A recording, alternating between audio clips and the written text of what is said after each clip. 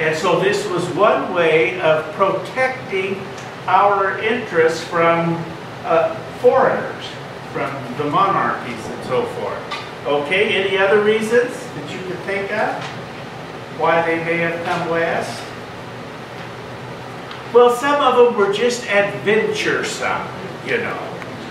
When they saw the smoke from their neighbor's chimney, they decided it was time to move on because it was getting too crowded if you could see the smoke from your neighbor's chimney. Henry, in California, so a lot of people were heading west to seek their fortune in the gold fields.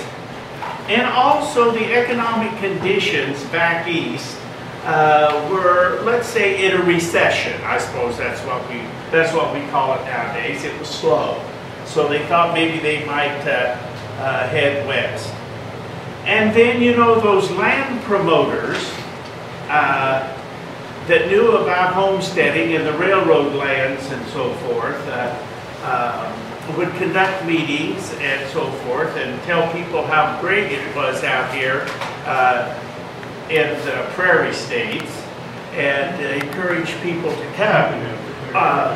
Free land, the homesteading, and also in the 1860s to encourage or to finance the Union Pacific Railroad being built from Omaha to California. The Union Pacific was given so much land on either side of the proposed railroad track for them to sell off to finance the construction of the railroad.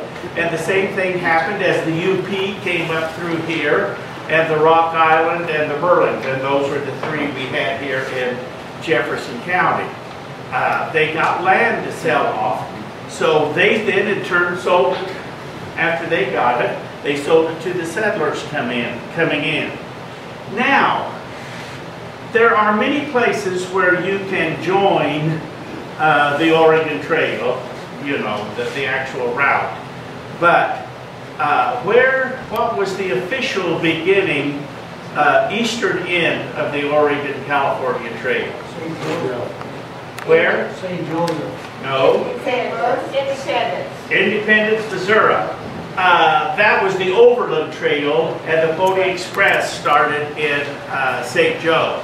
The Oregon Trail started in Independence, came over to Topeka, and headed up north by Westmoreland and south of Marysville and northeast of Hanover, and so forth.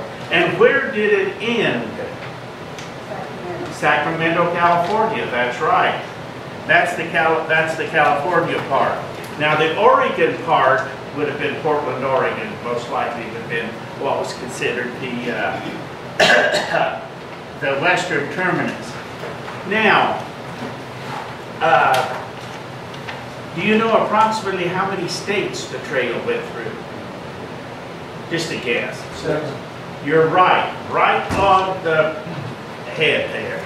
Okay, whether you were going to Oregon or California, you would go through approximately 7 states. Now, is there someone who thinks, well, give me the names of some of those states. I'm not going to hold you to knowing all 7. Nebraska. Nebraska, that's right, Henry. You got an A for that one. Okay, besides Nebraska. Kansas, Missouri, Wyoming, Utah, Idaho, and California. Okay, and Oregon. Those would be the ones. Okay, you're right. And approximately how long was the trail? 4 months.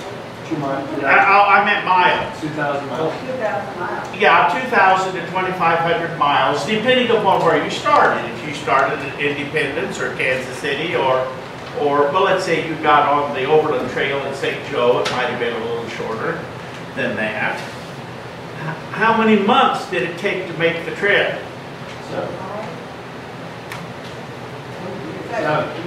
About 6. About 6 months on that. Okay. Now, when you got to Independence, and you were that adventuresome soul, and you had all of your family there with you, and there were all of these other people there forming that wagon train, Who was in charge? Wagon master. And how was he selected? Hired. Hired and Paid. paid, People. but also another word besides hired, could have been elected by the people. And so they had some experience and they drew up their rules that the people were supposed to follow. And if you didn't follow them, out. Because they had to keep going and Sandy, give those people. They had to keep on schedule, and if someone was causing a problem, they didn't want them around anymore, okay?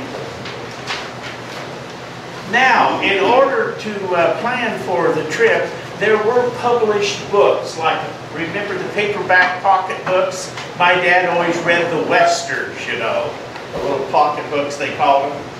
About that size, there were immigrant guides to the West. And in there, they would give the route. They would suggest what provisions you needed to take along, supplies, equipment, and so on and so forth. And some hints about staying safe, how long it was going to take, and covered almost everything you know, that you would encounter. They may or not have been 100% truthful. What month did most of the wagon trains head out from Independence? April or May. And do you know why it was April or May? Because they want to get across the mountain before the snow hit. That's right. They wanted to get across the mountains before the snow hit. And also, if they waited till April or May, the spring rains would have got the grass growing a little bit, so they would have some feed for their cattle and horses and mules and oxen and whatever else they had. And also the spring floods would have been over with. And you know, last year we not only had spring floods, we had summer floods. And so at least by waiting till April or May, when they got to the Big Blue, the Little Blue, the Platte, and so forth, at least hopefully they would be able to cross them. Okay. Now, let's don't think of provisions or supplies, let's think of equipment. If you're there in Independence, and let's say you had a farm that you sold back in Pennsylvania, so you have a couple of bucks in your pocket, and you're either came by train or riverboat to Independence, you need to buy some equipment. What would you be interested in buying from the local suppliers? Wagon and ox. Wagons and oxen. Extra axles and wheels. That's right. Very important to have An extra tongue. an extra tongue, an extra axle, an extra wheel, and a jack to lift that sucker up if it was full of supplies. Okay. Now, thinking of provisions, what types of provisions would you want to have with you? Because remember, we just said we're going on a 2,500 mile walk. So what provisions would you want to take along? Some barrels of flour. A few barrels of flour, whether the weevils were in them yet or not. Water, salt pork. Yes, salt pork, so it would be Coffee. preserved. Coffee, we already had the coffee habit, but there was no McDonald's or 7-Elevens or Casey's along the way, so you had to have your coffee and a grinder probably. What else would you need? Guns. Better have a gun. Better have a gun. Probably needed to have a rifle and a pistol both. And why would you need the rifles and the pistols? To hunt with, that's right. And for protection. Now, if you're going to go hunting, what would you hunt? Buffalo. You could hunt buffalo, turkey, deer, rabbits. What'd you say? Yes, different types of birds also. Okay. Now, someone mentioned horses or oxen and mules. Which do you think was the preferred source of power to pull your wagon train from those? Oxen. And why were the oxen preferred? More stamina. More stamina, you're right. Have you read my script? No, I'm interested in more. I know, well, you're doing a good job. I think you're going to get top of the class when we leave today.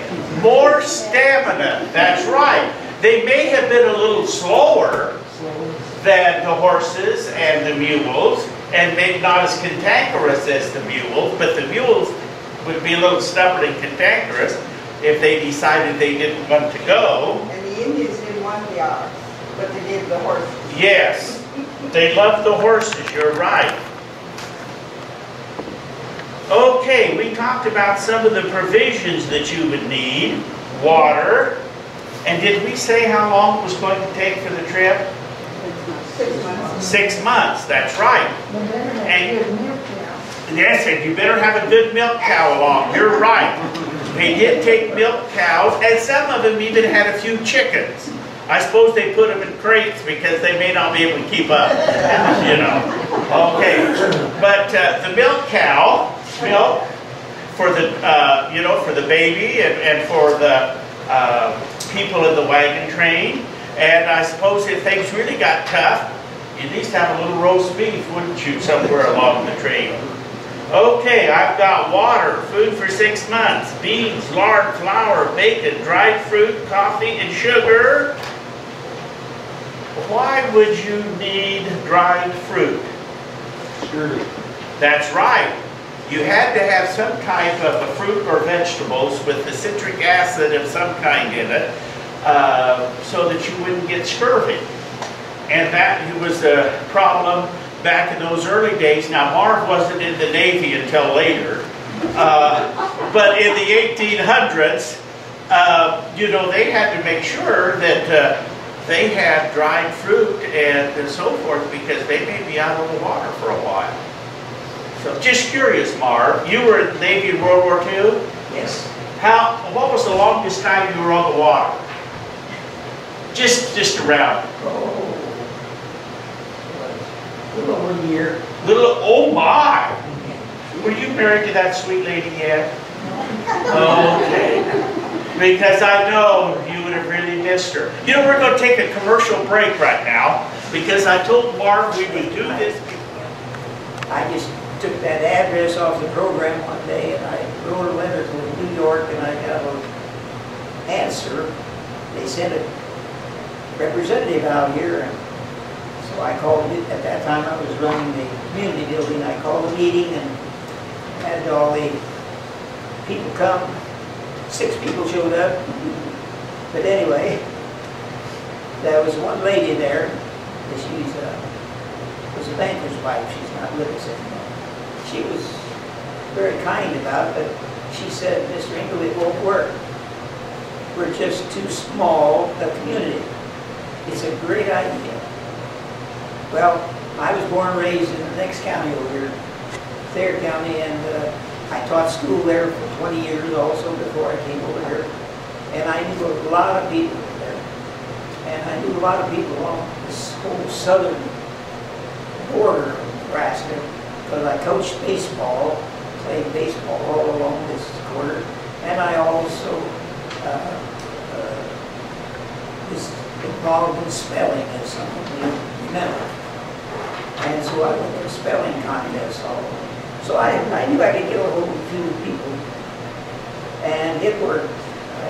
We started that fall, and we've been going ever since, no problem.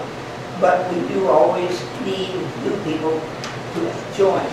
We have 4 concerts a year. Once in a while we'll add a 5th one if we can afford it. 4 concerts a year, and I have never heard any complaints. We have people that are in Branson, cost you $45 to go on for 4 concerts. And some of those concerts, I said, are in Branson, Missouri, and you pay that much for 1 concert. And so we have 4 concerts. If you are interested in it, do you have any with you, Mom? I don't have any with me. They'll take your name and address afterward. How many have gone to a Fairbury Community Concert? Well, we got a number of people. We've had, the first one, some of you old timers may remember this. We had the new Chris Immense from here.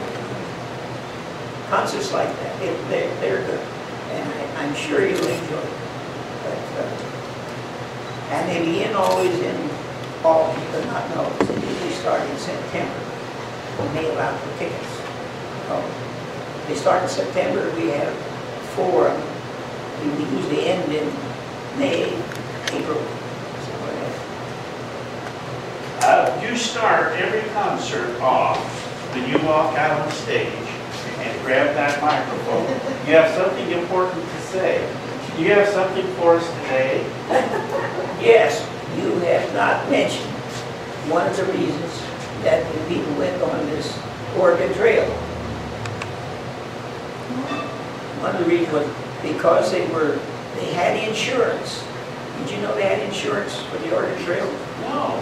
That's why they were called covered wagons.